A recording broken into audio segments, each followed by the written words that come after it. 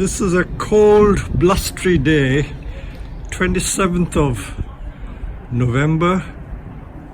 The whole week we've had lots and lots of rain. In fact, the land is all flooded. We've had so much rain, but fortunately not that cold. But I'm going to take you for a walk around the nursery just to show you what you should be looking at during this time of the year.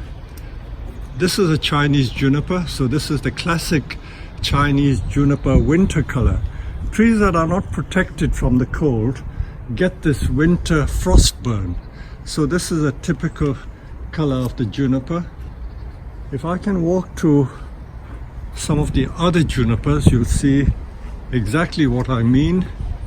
So let's concentrate on the evergreens first. So this is a juniper that is just beginning to turn that funny brown color.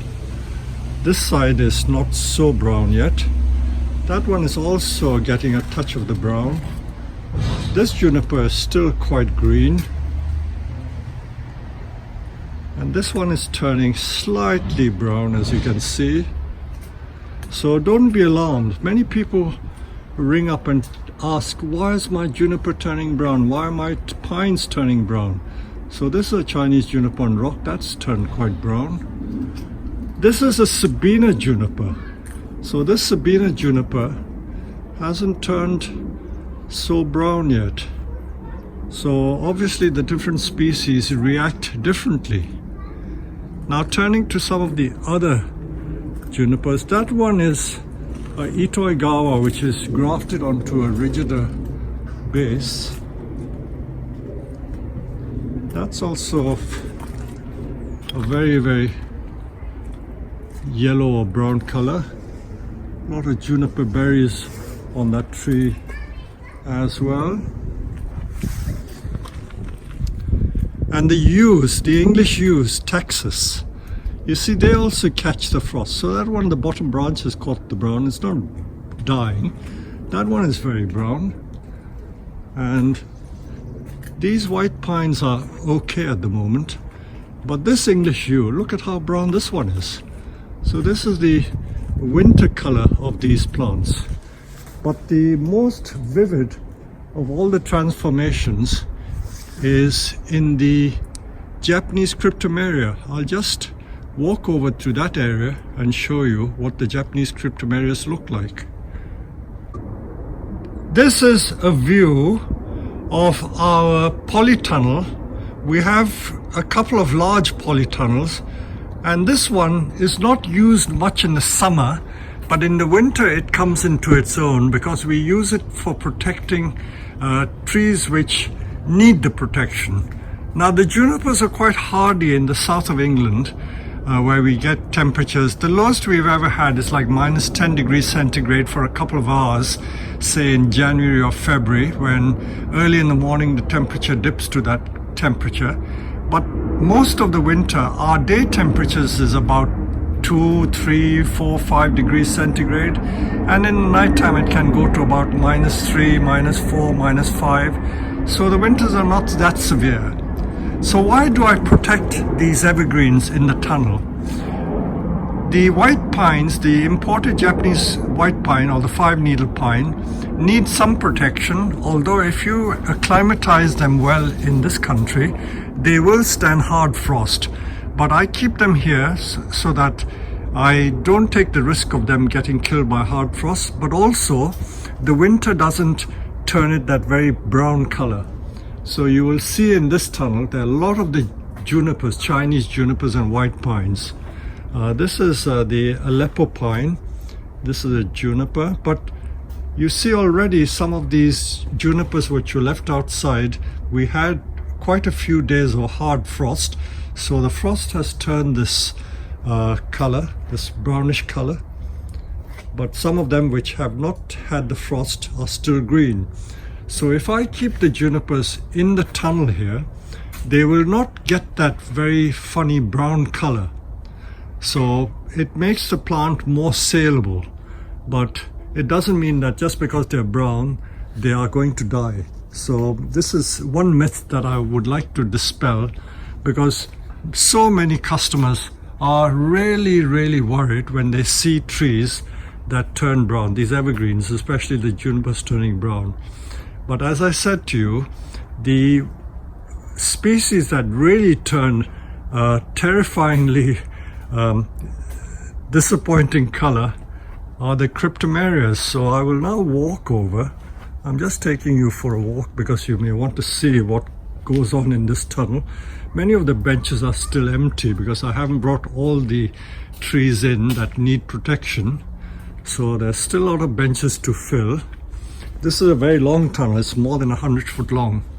So here are all our Japanese cryptomerias. There are 3, 4, about 7 groups.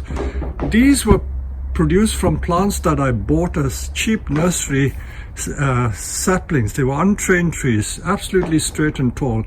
And I've grown them, I hate to say, for more than 20 or 25 years.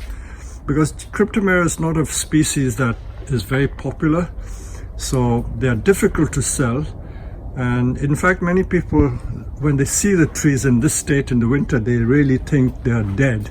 But come the spring, they will turn a bright green again. So here they are, all these cryptomerias. This is lovely rusty color. And I personally like them very much, but it is one of those trees that are almost impossible to sell because people don't appreciate the cryptomeria. So as long as it is on the nursery, I have the enjoyment of looking at them. So I'm not a very good businessman, as many of you will know, but I enjoy my bonsai, so that is the priority. These are some of the junipers that we've been training over the years. We have some very nice junipers. And again, I'm not in a rush to sell them because I enjoy them while I have them. So I gradually work on them and improve them. And junipers are getting more and more difficult to access. Good ones from Japan are very expensive because suddenly in the last few years, junipers have become very trendy. But I'm happy to say that I purchased these. I think the last batch that came in was 11 years ago, and prior to that, maybe 20 years ago, I purchased quite a few junipers. Now this is a tanuki or wraparound. This is Blow's juniper, 2 Blow's juniper wrapped around a piece of box, and this has become quite a nice specimen. This is an Itoigawa. The trunk is every bit 5 inches in diameter, and the tree is about 80 centimeter tall. That's a fairly cheap one. When I say cheap, it is relatively cheap. This pot for some reason has cracked, and that will be replaced in the spring. That was just some of our visitors on the nursery, so I don't mind. Hello. Hi, how are you? I'm very well. You'll appear on my YouTube video if you don't mind. Oh, no, that's Japan. Thank you very much. Oh, nice to see you. Hello, little baby. I've now moved from my polytunnel into the greenhouse where we sell our indoor trees. So this is our indoor area, and we have quite a few indoor varieties ranging from bougainvillea. Although it's the end of November, they're still in bloom. So they've been in bloom right from June up to November. I dare say it'll continue into December, considering this is such a cold country. What I brought you in here for is to show you what happens to some of these indoor bonsai. Many people again get very worried when they see the leaves dropping. Now this is a Chinese privet. So privet is semi-evergreen, so they do shed their leaves. And the Chinese elm, which sometimes is sold as Zelkova, which is wrong name. It is really a Chinese elm, Ulmus parviflora. So these Chinese elms, they also will get yellow leaves. So when people see the yellow leaves, they panic. They absolutely panic and they think the tree is dying. But because the elm is really a deciduous tree, if you kept it outdoors, it'll shed all its leaves. But if you keep it indoors, look at all the leaves falling on this, you see? So don't panic when you see this. It's quite normal. So continue to keep them in a cool room and let the leaves fall because they need the dormancy. They go to sleep, and next spring they will get all the new leaves again. So this applies to the elm, and it also applies to the pepper tree, Piperitium. This is a pepper tree. Some people call it Japan pepper. We call it Szechuan pepper tree. And it gets these yellow leaves. So again, no need to panic.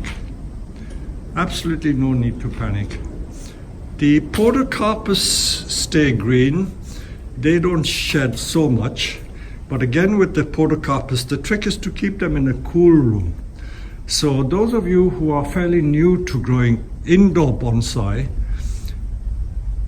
and live in the West, that means in Western Europe and North America, the trick to keeping them successfully is to keep them in cool rooms in the winter. Don't keep it in a very warm room.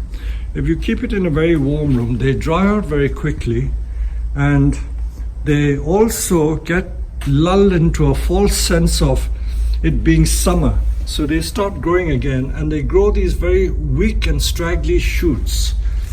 This is Sagaretia or bird plum cherry, and again look at all the yellow leaves on that. So what I'm emphasizing or trying to show you is that when you see yellow leaves on the indoor bonsai, please don't think that the tree is dying, because it's just going through its natural cycle. Look at all these leaves which are yellow.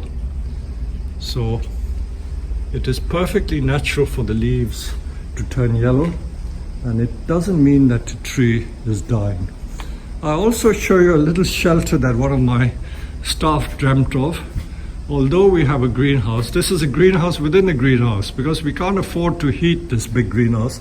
It would be too costly to heat this 24 hours a day. The cost would be astronomical. So we build a little bubble plastic arrangement here, and the more tender trees like the ficus are kept in here, so the temperature may go down to like 3 degrees, but I think it would survive in here. The rest of our ficus, we have a couple of thousand ficuses in stock, and they're kept in the greenhouse, not in the greenhouse, in the conservatory of my own house. And that conservatory is only 30 foot long and about 8 foot wide, and I can afford to heat that because it's not as large as this greenhouse, which is about 70 foot long by 70 foot wide. So big difference. So showing you all these winter images, I thought should give you some idea as to what to expect during the winter, and continue to enjoy the bonsai even in the depths of winter. But many of the hardy outdoor trees will remain outdoors, and I don't think they will come to any harm. So this is a view of our benches now at the end of November. The benches are almost empty because we put them away into our tunnels, but not all of them will be put away. And while I'm outside, I'll show you, these are all our large Chinese elms, which some people grow indoors, but we prefer to grow our elms outdoors. Look at them. They've shed all their leaves, and they've got this beautiful tracery of branches. Look at that magnificent specimen.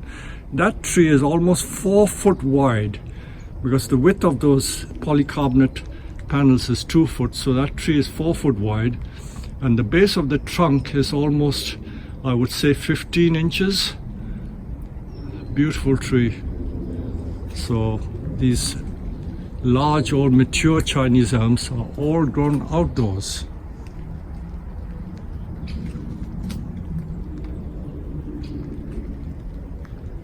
The weather is very changeable. Only a few minutes ago we had sunshine, and now it's beginning to rain. So this is a short episode where I'm talking about what to expect in the winter. And I hope you've enjoyed this little mini tour.